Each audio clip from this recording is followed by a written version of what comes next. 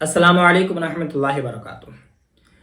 क़ज़ा नमाज पढ़ने का क्या तरीक़ा है और क़ज़ा नमाज कब होता है और क़ज़ा नमाज में सुन्नत पढ़ेंगे तो उसकी नियत कैसे करेंगे और फ़र्ज़ पढ़ेंगे तो उसकी कैसे नियत करेंगे, सुन्नत पढ़ा जाता है या नहीं भी पढ़ा जाता है। तो सारी चीज़ें मैं आपको इंशाअल्लाह तबारक व तआला बिल्कुल तफसील के साथ बताऊंगा और बिल्कुल आसान तरीके से। सबसे पहली बात आप समझ लीजिए कि नमाज का वक्त जब ख़त्म हो जाए तो वो नमाज आपके ज़िम्मे में बाकी रह जाती है और उसी को कहते हैं क़ज़ा हो जाना। ठीक है, मिसाल के तौर पर जैसे ज़ोहर का वक्त हुआ और ज़ोहर के वक्त में आपने नमाज अदा नहीं की, असर का वक्त हो गया तो वो नमाज आपकी क़ज़ा हो गई। अब ज़ोहर की नमाज अब पढ़िएगा। ठीक है, ये मैं आपको क़ज़ा नमाज के बारे में बता रहा हूँ। क़ज़ा उम्री भी एक है, इंशाअल्लाह तबारक व तआला मैं 1-2 दिन में वो वीडियो भी अपलोड कर दूंगा। हो सकता है कि कल या परसों ही अपलोड कर दूँ कि क़ज़ा उम्री नमाज कैसे पढ़ेंगे और उसकी नियत कैसे करेंगे। आपसे गुजारिश है कि इस चैनल को आप सब्सक्राइब करके रखिए ताकि जैसे ही मैं अपलोड कर दूं वो वीडियो आपके पास पहुंच जाए। ठीक है, तो क़ज़ा आपको समझ में आ गया कि वक्त पर अगर आप नहीं अदा करते हैं तो वो नमाज आपके ज़िम्मे में बाकी रह जाती है, यानी कि क़ज़ा हो गई।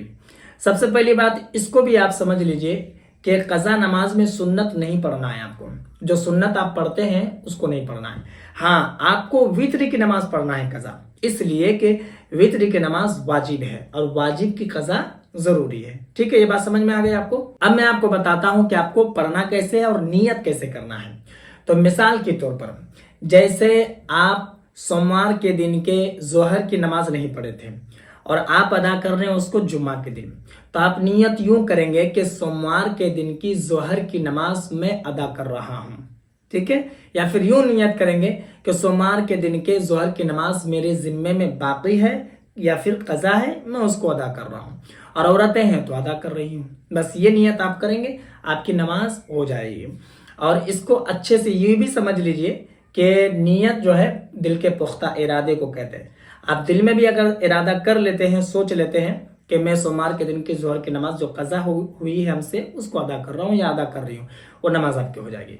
और वित्र की नमाज जैसे आप पढ़ते हैं वैसे ही आपको पढ़ना है। ठीक है, बस वही नियत आपको करना है, यानी कि जिस दिन की नमाज आपके ज़िम्मे में बाकी है उस दिन का नाम लेंगे और उस टाइम का आप नाम लेंगे। और अगर आज ही नमाज क़ज़ा हुई है और आज ही पढ़ रहे हैं तो आप कह दीजिएगा कि फजर की नमाज, ज़ोहर की नमाज हो गया। और अगर 1-2 दिन पार हो गया है तो उस दिन का नाम लीजिएगा। ठीक है, ये क़ज़ा नमाज पढ़ने का तरीका है और नियत मैंने आपको बता दिया है। मुझे उम्मीद है कि आपको समझ में आ गई होगी। इसमें सुन्नत वगैरह पढ़ने की ज़रूरत नहीं है, सुन्नत नहीं पढ़ी जाती है बल्कि फ़र्ज़ पढ़ा जाता है। फजर की 2 रकात, ज़ोहर की 4 रकात, असर की 4 रकात, मगरिब की 3 रकात और इशा की 7 रकात। 4 रकात फ़र्ज़ और 3 रकात वित्र। टोटल पूरे दिन की अगर नमाज क़ज़ा होती है तो 20 रकात पढ़ेंगे। और अगर 1 वक्त या 2 वक्त की होती है तो 1 वक्त 2 वक्त जो हुई है तो उन वक्तों का नाम लेंगे। और 4 रकात वाली नमाज क़ज़ा हुई है तो 4 रकात पढ़ेंगे, और मगरिब की हुई है तो 3 रकात, इशा की हुई है तो 7 रकात पढ़ेंगे। ठीक है, मुझे उम्मीद है कि मेरी बात आपको समझ में आ गई होगी। आपसे गुजारिश है कि इस वीडियो को जितना हो सके मुसलमानों में जरूर शेयर कर दें ताकि जो लोग नहीं जानते हैं वो जान जाएं और क़ज़ा नमाज सही तरीके से वो अदा करें। बाकी अगर आपके मन में कोई सवाल हो तो आप मुझे कमेंट पर जरूर बताएं और अगर नए हैं चैनल पर तो चैनल को भी जरूर सब्सक्राइब कर लें।